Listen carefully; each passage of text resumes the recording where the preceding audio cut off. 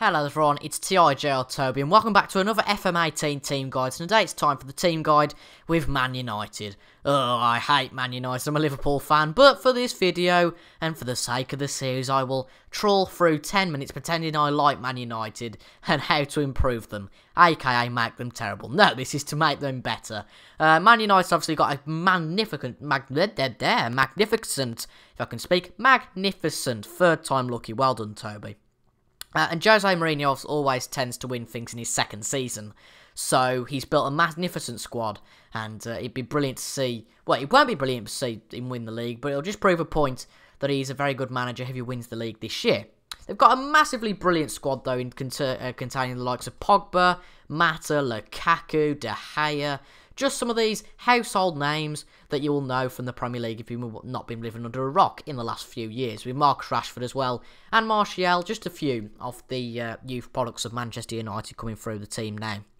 Now, let's look at dynamics first off. There's a very good dressing room atmosphere, and the match cohesion is quite average. The team leaders are Carrick, De Gea and Valencia, players that have been in the club for a long time.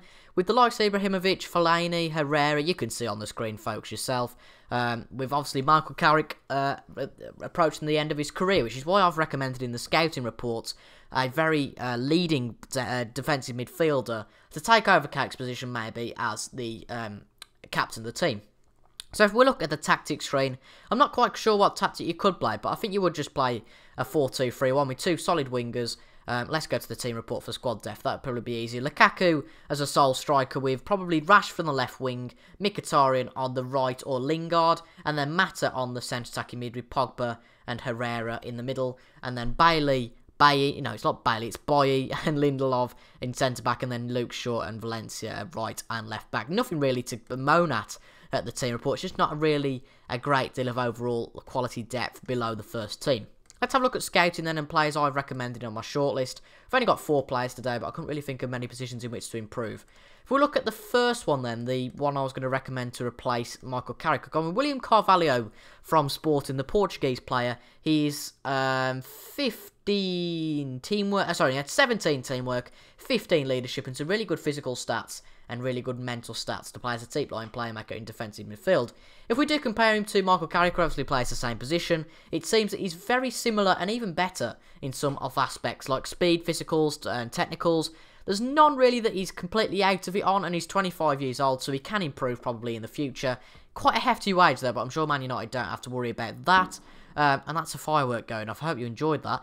His defending is 14 compared to Carrick's 15, but as I said before, these stats can improve, and I think he'd be a really good signing for Manchester United and fit in quite well with the teamwork, positioning, just general good stats, which is really good, and nice amounts of experience in the Liga NOS, is it now, the Portuguese league? But anyway, that's him done.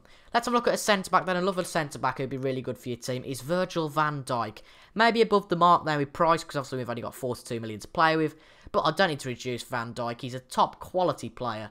Let's compare him to Eric Boye. Wow, his aerials are magnificent. You can just see them. Practically a less than sign, which is quite worrying in terms of other stats. But actually, his stats are really good compared to Boye. His vision, attacking and technical are just second to none, with physicals and aerials whooping Eric Boye.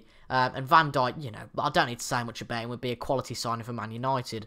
The other one, and maybe a cheaper alternative, is younger, a younger Italian, Alessio Romagnoli from AC Milan. Only a rotation option, so definitely we'll be able to sign him. 104 games played in his career. If we compare him to Eric Boye, if we can do that now. There we go, perfect. They're actually got pretty much the same. So Romagnoli isn't quite as good as Van Dijk yet, but he's young. He's 4 years younger than Van Dijk, so he's got plenty of time to improve, and would definitely be a cheaper option to partner Eric Boye in that centre-back position. Of course, you've got the likes of Phil Jones, Chris Smalling, Rojo, and who else have we missed out? We've missed out Lindelof. But if you want to have a quality play, you know, these players are only really 2.5 stars. A fairly good rating for the first team. If you wanted a leading centre-back, I'd probably recommend either of those two. Then the last player I'm going to recommend is just a young player I've seen on a few FM saves. Kasper Dolberg, a striker slash attacking midfield on the left. He's played for Ajax all his short career, is that. He's 19 years old. Let's compare him with Rashford, the big sort of player at the moment to come through the youth system. It seems that they're quite similar in terms of general stats. It's just that Rashford's speed is a lot better. Not a lot better, but quite a bit better But if you look at that, I think Dolberg would be a good signing, definitely a wonder kid on the game that you might be able to get for a decent amount and could feature in the first team in the future. And he's quite versatile, just like Rashford, to be honest. He's very similar to Rashford. It's quite spooky, that. And we've born within 25 days of each other in different countries, and a very similar duo of players, and they could just boss the Premier League, Dolberg and Rashford, in the future. How beautiful would that be? That would be brilliant. This is going to be quite a short one, obviously, because Man United, you can't improve much on them. I'm just trying to think if there's anything else I need to talk about. I'll talk about some of the younger players. Obviously, I've talked about Rashford already. We've got Fosu Mensah, Gribbin, Gomez, Roshaw Williams, Pereira out on loan, who's good as well, Borthwick Jackson, just some of your players coming through the youth system. James Wilson as well, he's getting on a little bit now in terms of a youth setup, so maybe you want to get rid of him. He's worth £4.5 million.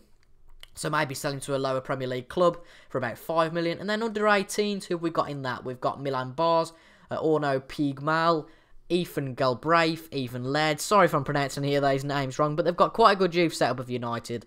So very interesting to see who they can sign. They've obviously got Ibrahimovic coming to the end of his career, as well as Carrick. Ashley Young getting on a little bit now. But at the same end of the spectrum, the other end of the spectrum, they've got the likes of Rashford, Martial, Shaw, Lindelof, even Bailly, and even the likes of Pogba and Lukaku. I did not realise that Jesse Lingard was 24. Well, you learn something every day.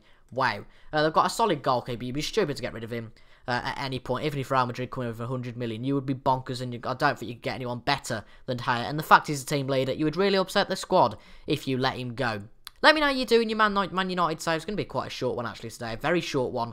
But there was a video out earlier, another FM18 team guy with Arsenal, who one of my friends say isn't a big club anymore. If you'd like to comment on that down in the comments, I'd be very interested in what you think about that. And apparently Liverpool aren't a good big club compared to him as well. So if you're a United fan and you're quite biased, I'm sure you put that Liverpool and Arsenal aren't big clubs.